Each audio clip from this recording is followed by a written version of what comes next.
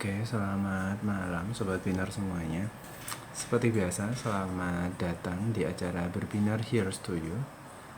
Salah satu produk andalan dari Berbinar Insightful Indonesia, PT Berbinar Insightful Indonesia, yang dimana sebenarnya ini adalah bagian dari karya inovasi dari tim divisi TikTok Creator dari Berbinar Insightful Indonesia untuk semakin menambah edukasi untuk masyarakat luas, khususnya Sobat Binar semuanya, tentang apa itu psikologi dan hal-hal yang mungkin selama ini bikin kalian itu penasaran, ingin tahu, atau sebenarnya itu sempat bikin kalian kepikiran tentang sebenarnya cocoknya jawabannya seperti apa. Dan ini kesempatan yang bagus banget buat kalian semua yang penasaran tentang apa itu psikologi dan hal-hal yang ingin kalian tanyain kepada psikolog. Karena kenapa?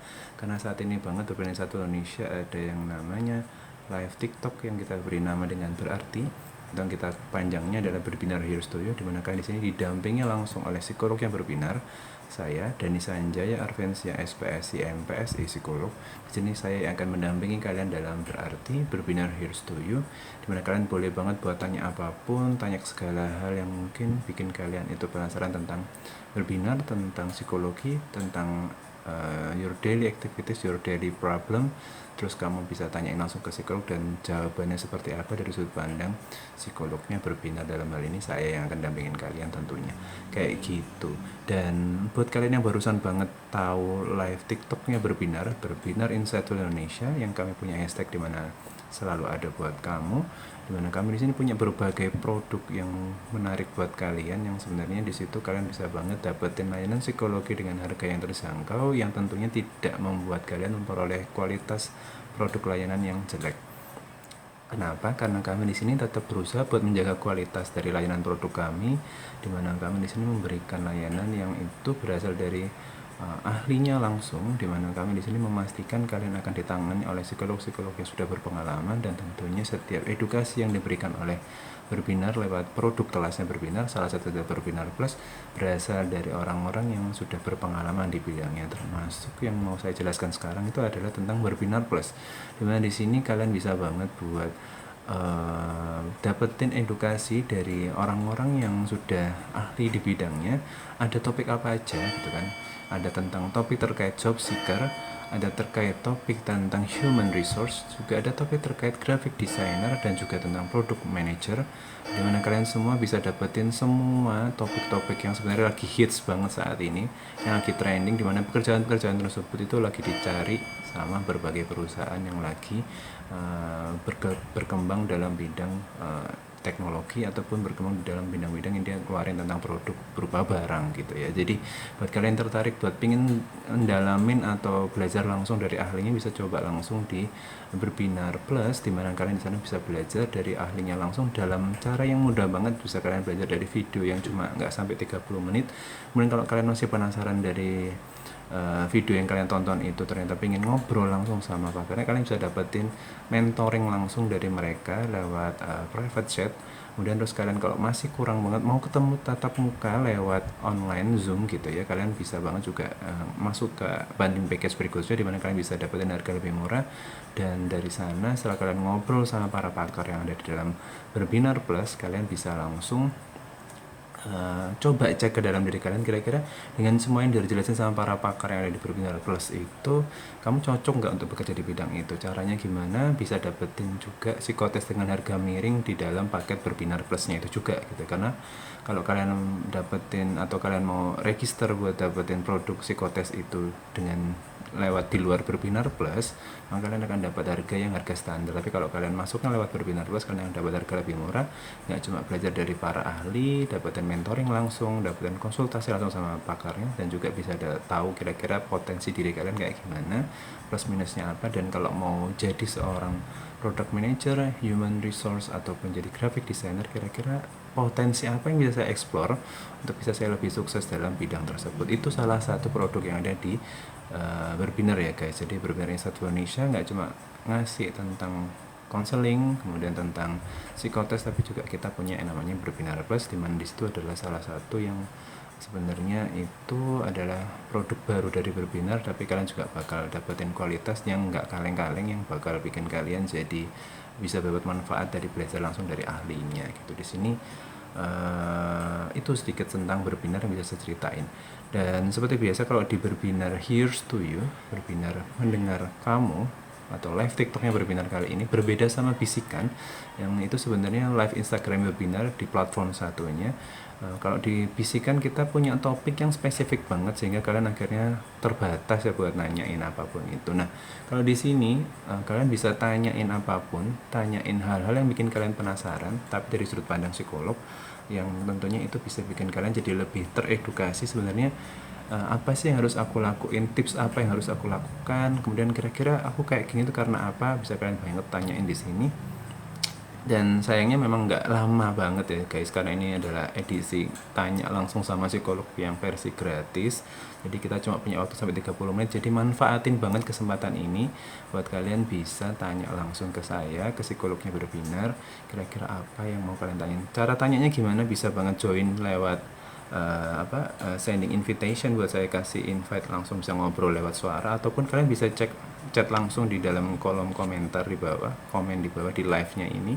Kalian bisa tanya di sana, nanti aku akan kasih tahu jawabannya kayak gimana. Gitu guys. Mungkin saya akan invite salah satu teman kita di sini. Itu ada Kak Jasmine mungkin ya ini.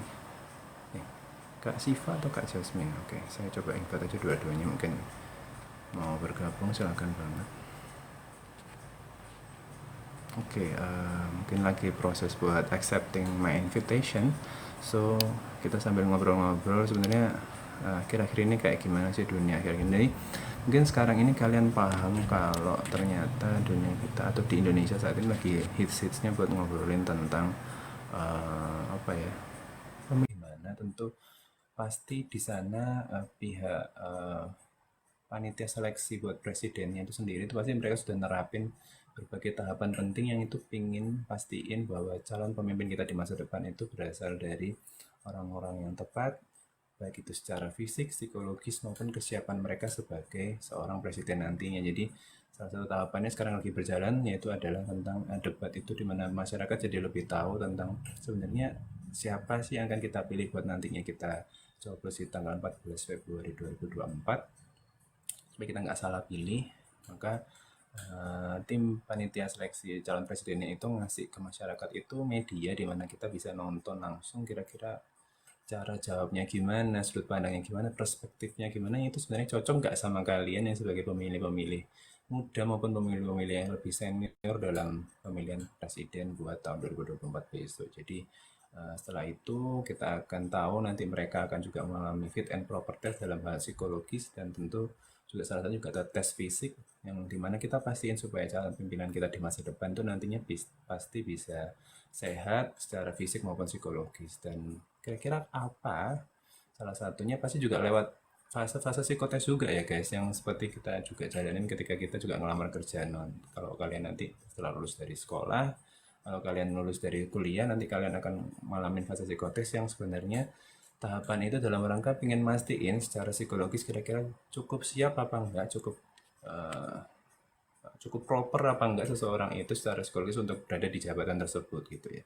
Dan tentunya itu akan bikin kita jadi lebih percaya diri buat ngejalanin apa yang akan kita pilih buat kerja nantinya gitu. Atau kita kalau ngebahas tentang presiden, maka dengan tahu kira-kira secara psikologis pimpinan kita seperti apa, atau kita cocok apa enggak di bidang yang sedang kita jalanin itu, maka kita jadi lebih percaya diri buat ngejalaninnya kayak gitu. Oke. Itu sih dari saya. Kemudian juga ada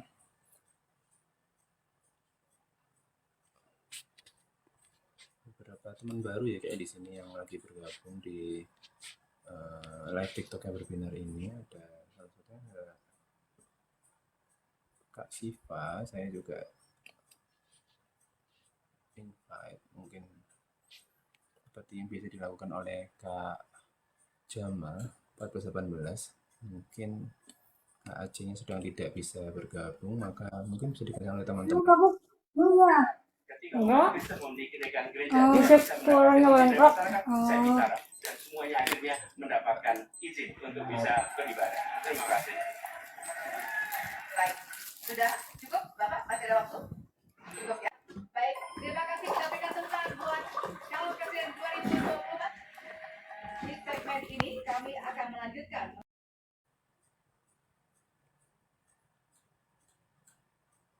Oke, mungkin saya turn off dulu suaranya karena bocor ya.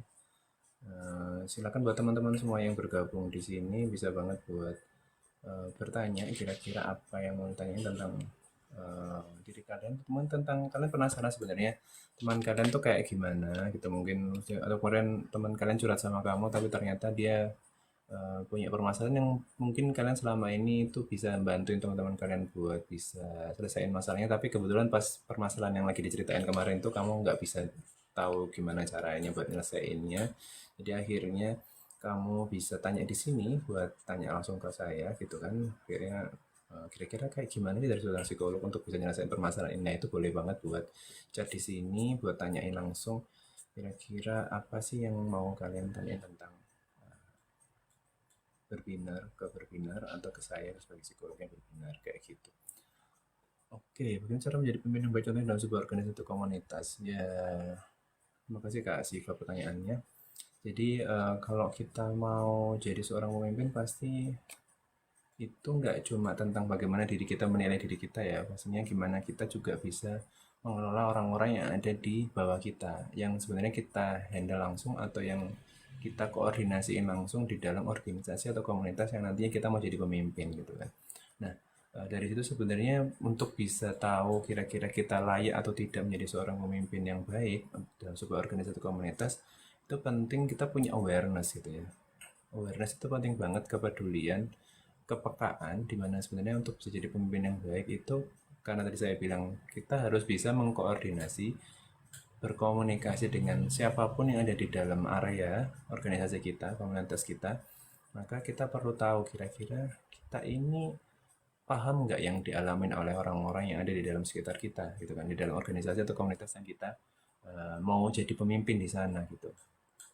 Kita akan cukup peka nggak dengan permasalahan mereka, kita cukup paham nggak apa yang sebenarnya mereka alamin, kita cukup bisa ngebantu mereka nggak, dan apakah mereka cukup bisa terbuka sama kita lah. Itu salah satu hal yang mungkin salah jadi hal yang penting banget buat kita itu mau jadi pemimpin yang baik atau tidak dalam sebuah organisasi atau komunitas, karena dengan seperti itu kita nggak mengutamakan tentang ambisi pribadi, ya kita nggak mengutamakan tentang sebenarnya kita tuh mau jadi pemimpin supaya kita tuh jadi terkenal, kita jadi sebuah pimpinan, kita jadi punya achievement tertentu, capaian prestasi tertentu yang itu bikin kita jadi bangga sama diri kita.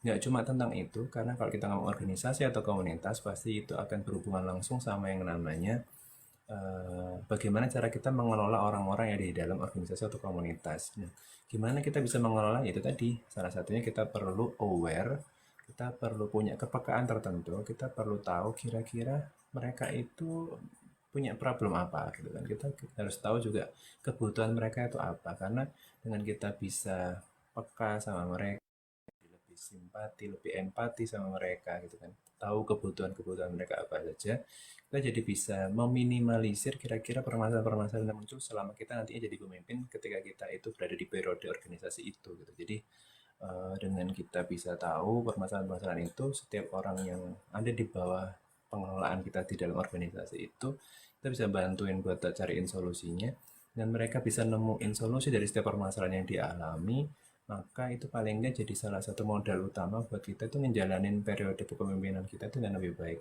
Karena apa? Karena permasalahan yang muncul dari setiap anggota organisasi atau komunitas yang kita kelola itu pasti akan bisa terselesaikan, dan itu nggak ganggu jalannya organisasi atau komunitas yang kita pimpin. Kenapa itu penting? Karena apa? Karena pasti ketika organisasi atau komunitas itu semakin meminimalisir sebuah permasalahan yang muncul, maka visi misi organisasi itu akan jadi lebih jalan, lebih bisa bisa dilalui dengan baik, dan tentunya kita sudah mengantisipasi itu sejak awal permasalahan-permasalahan yang muncul, karena mereka jadi lebih terbuka sama kita, anggota organisasi kita maksud saya gitu. Jadi kita jadi bisa ngelihatnya nggak cuma dari perspektif kita aja, tapi dari perspektif orang-orang yang di dalam organisasi kita gitu. Mudah-mudahan bisa kejawab. Tapi kira-kira dari Mbak Siva sendiri mungkin mau komen, silakan Mbak. Saya kasih kesempatan. Boleh open mic.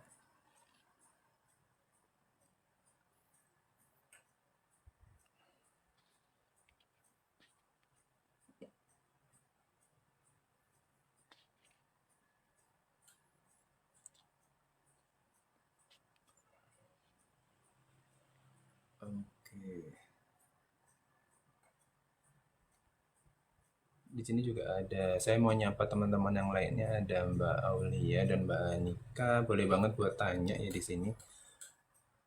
Nggak cuma Mbak Siva aja yang aktif bertanya, boleh juga Mbak teman-teman lainnya yang barusan bergabung di live-nya TikTok Berbiner ini. Kalian boleh banget buat tanya. Nah, kira-kira apa sih yang mau ditanyain? Boleh banget kalian share. Di sini bukan buat ngejulit atau buat kita ngobrolin orang lain, kita buat ngomongin yang buruk tentang orang lain, tapi kita pengen ngasih inspirasi buat orang-orang yang di sekitar kita, termasuk sobat Binar yang ada di sini, buat apa ya?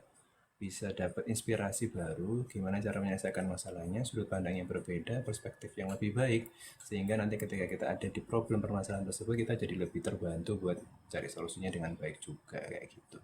Ini ada pertanyaan berikutnya dari Mbak Siva Natasha. Jika di sebuah komunitas ada anggota yang tidak mau diajak kerjasama, itu bagaimana gitu? Nah, sekarang pertanyaan dibalik dulu nih, kira-kira kalau ada anggota yang tidak mau diajak kerjasama itu apakah sesuatu yang normal atau tidak kayak gitu. Udah, itu harus ditanyain dulu nih ke kita sebagai orang yang di dalam organisasi atau kepada orang-orang yang di sekitar kita di dalam organisasi yang sama. Apakah itu sebuah hal yang wajar? Nah, itu juga harus diresapi dulu nih. Karena apa? Karena kita harus paham dulu. Kita itu ada di dalam lingkungan organisasi yang terdiri dari orang-orang yang dengan karakteristik berbeda. Jadi sangat besar sekali peluangnya kita akan bertemu dengan orang-orang yang itu punya perspektif berbeda, punya pendapat yang berbeda dengan kita. Sehingga itu akan leading to bahwa sebenarnya jangan-jangan kita akan tidak mudah bekerja sama dengan orang-orang yang punya perspektif atau pendapat berbeda sama kita. Jadi sangat wajar banget kalau kita akan berhadapan sama orang-orang yang berbeda pendapat, yang nggak mau kerja sama-sama kita karena kita adalah terdiri dari orang-orang yang berbeda, karakteristik yang berbeda, punya masa lalu yang berbeda, dan pengalaman yang tentunya berbeda juga. Cara pemahaman kita berbeda, sehingga semuanya itu mau diramu menjadi sebuah lingkungan organisasi yang sangat sangat divergen gitu ya. Dan tentunya itu pasti akan membuat kita bisa punya effort yang lebih besar buat bisa ngajak mereka kerjasama. Terus kemudian pertanyaannya, kalau memang kita berhadapan sama orang seperti itu, lalu apa yang harus kita lakukan gitu? Setelah kita paham bahwa setiap orang berbeda, maka kita harus pahami dulu karena berbeda, maka pasti ada alasannya dia tidak mau bekerja sama sama kita. Nah, kita harus cari tahu dulu nih. Kayak misalkan Mbak Siva tanya seperti itu, jangan-jangan selama ini orang-orang ini itu tidak mau bekerja sama, itu punya alasannya gitu. Bukan tiba-tiba dia tuh punya skeptisisme yang berbeda sama kita gitu, karena dia nggak suka atau apa, maka akhirnya dia tiba-tiba nggak mau kerja sama kita. Itu pasti ada alasannya, habis itu pasti ada reasoningnya, pasti ada ceritanya kenapa kok orang tiba-tiba tidak tertarik kerja sama-sama kita, karena ada alasannya. Alasannya apa? Itu pasti akan kita cari. Kita bisa tahu ketika kita bertanya langsung kepada dia.